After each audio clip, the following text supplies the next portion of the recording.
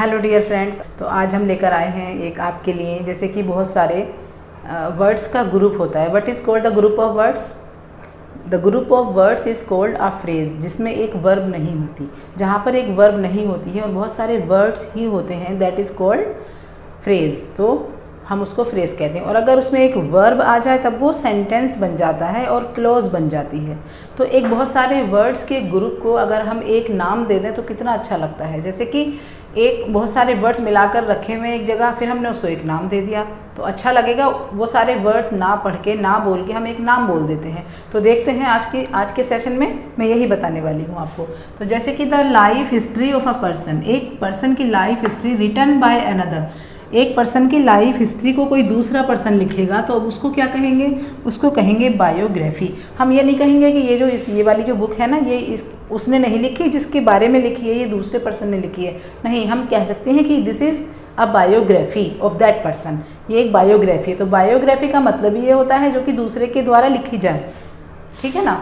N assembly of listeners, listeners हैं बहुत सारे, उनका पूरा ग्रुप बैठा हुआ है, एक असेंबली लगी हुई है, भीड़ है, तो उनको क्या कहेंगे? ऑडियंस, क्योंकि वो सुनने के लिए आए हैं, वो लिसन करने के लिए आए हैं। और ऑडियंस से भी मतलब लिसनिंग से ही निकल रहा है, तो that is called audience. The yearly return, return का मतलब है यहाँ पर वापसी।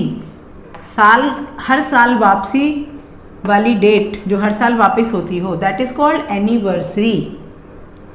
One who has no belief, जिसको बिलीफ ना हो, जिसको भरोसा ना हो, जो विश्वास ना करता हो in existence of God, God के होने पर। एग्जिस्टेंस का मतलब अस्तित्व, गॉड के अस्तित्व पर, उसके होने पर जो बिलीफ ना करता हो, जो यकीन ना करता हो, दैट इज़ कॉल्ड अथीस्ट। उसको हम कहेंगे अथीस्ट। इतना लंबा सेंटेंस नहीं बोलेंगे उसके बारे में, हम बोलेंगे he is an atheist person.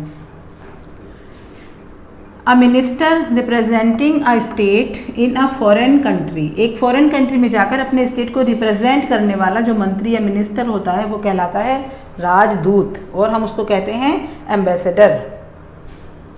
A period of 100 years, 100 साल का टाइम, 100 साल का पीरियड, उसको कहा जाता है सेंचुरी। और 10 ईयर्स के पीरियड को कहते हैं decade. A place where scientific experiments are done, जहाँ पर साइंटिफिक एक्सपेरिमेंट्स किए जाते हैं। साइंस वाले एक्सपेरिमेंट बहुत खतरनाक होते हैं, जहाँ पर वो किए जाते हैं, that is called laboratory. Okay, next is a room containing many books, वो रूम जहाँ पर बहुत सारी बुक्स रखी होती हैं, that is called library. Library अगर आप कभी गए होंगे तो आपने देखा होगा बहुत सारी बुक्स होती हैं वहाँ पर, a pile of books. A cinema show, एक cinema show which is held on the day time, जो डे टाइम में चलता हो। सिनेमा शो जो डे टाइम का शो होता है that is called matinee show, उसे हम कहते हैं मैटिनी शो। और जो शाम में चलता है उसको कहते हैं नाइट शो, और जो दिन में चलता है that is called matinee show. Having an evil reputation, evil reputation, जिसकी रेपुटेशन अच्छी ना हो, जिसकी बात अच्छी ना हो, that is called notorious. Notorious का मतलब बदनाम, एक बुरे इंसान के लिए यूज़ किया जाता है notorious. A child whose parents are dead, वो बच्चा जिसके मम्मी पापा की डेथ हो गई हो, दैट इज़ कॉल्ड ऑर्फन। जिसके मम्मी पापा नहीं हो, मर गए हों, तो उस चाइल्ड को कहा जाता है ऑर्फन, और हिंदी में कहते हैं अनाथ।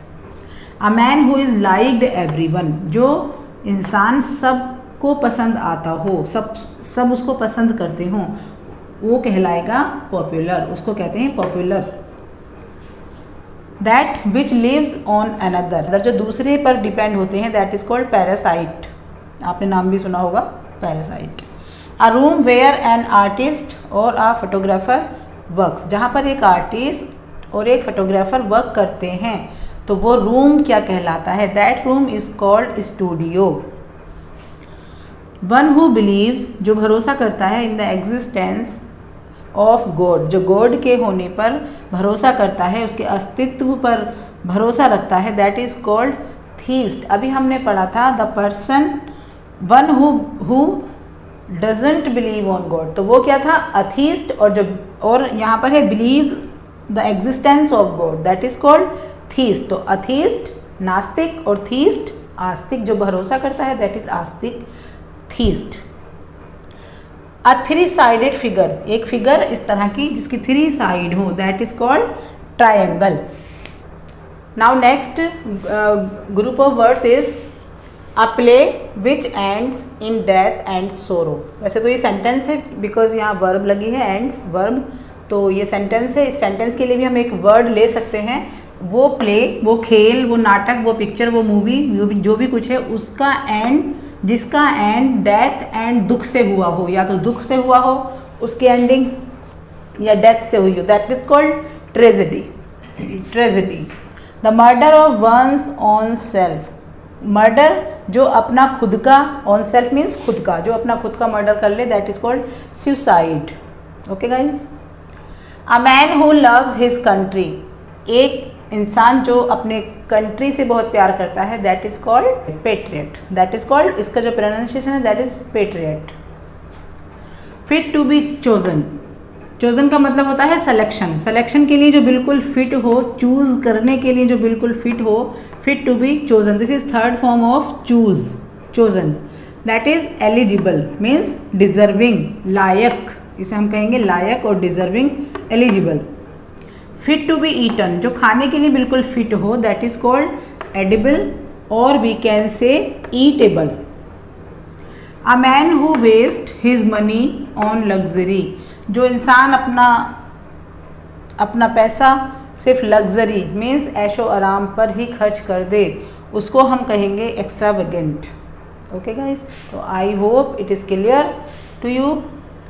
Now let's have a look at proverb. The proverb of today is let sleeping dogs lie. Means the proverb says गढ़े मुर्दे मत उखाड़ो, जैसे हैं वैसे ही पड़े रहने दो। तो let sleeping dogs lie means गड़े मुर्दे मत उखाड़ो। That's all for now. I hope this is clear to you, you have understood the chapter of today. Please subscribe to my channel if you have not subscribed it yet, and I will be back soon with a new chapter or new content. Till then, keep shining, keep smiling, and bye.